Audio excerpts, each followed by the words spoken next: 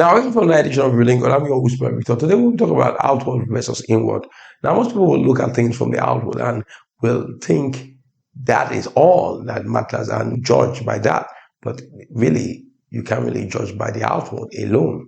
It's in fact more important to judge from the inward. Now, I drew two cups, one with a glass of liquid, blue, but the outward is dirty. That's why I do it like green. Then I do another cup with liquid and inside some red. Now, most people will look at the cup that is looking clean and say, I think the one that is outwardly clean should be more safe for me to drink. So they drink it, but in it is poison, something dirty. And the one that is actually dirty outward is one that's actually having a good liquid. So people judge based on what they see, basically. And Jesus said, look at the Jews, the Pharisees, basically, were people that, were like sepulchre, like a grave. The grave look outwardly beautiful, but inside are dead men's bone. So how good is that? So Bible says that by their fruit shall know them. You can't judge people by just what they look outwardly, but by their character. And character is not something that can be hidden for long.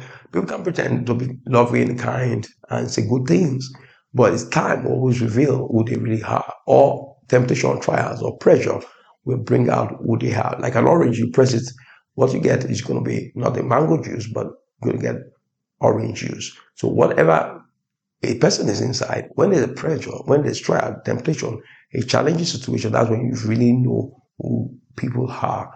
So for a Christian, the word Christian means Christ-like. And they call people they saw behaving like Christ Christians, which means Christ-like. So you call yourself a Christian. Do you have the character of Christ? Do people see you and say you are a Christian by not just by what you say? Because for example, say they are Christians because they go to church, they, are probably doing one or two things in the church.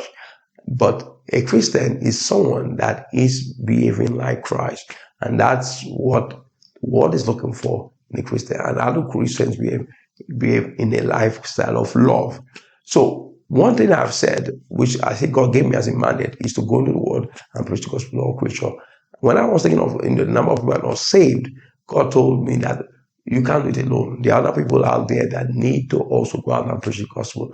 If we are Christians, we must reach out with love to the world to receive Jesus as the Lord and Savior. And when, as I said, one person can win a soul a day, when we combine that 10,000 people winning a soul every day, to about 100 days will make it 1 million souls. So I want you to give a challenge. Go out, win people for Christ through your lifestyle, to preach the gospel. But if you're not born again, you can't really produce the character of Christ. So get born again by sending prayer on the screen. And if you're already born again, tell someone about Jesus Christ. So I'll just say again, God bless you. Thank you for your time.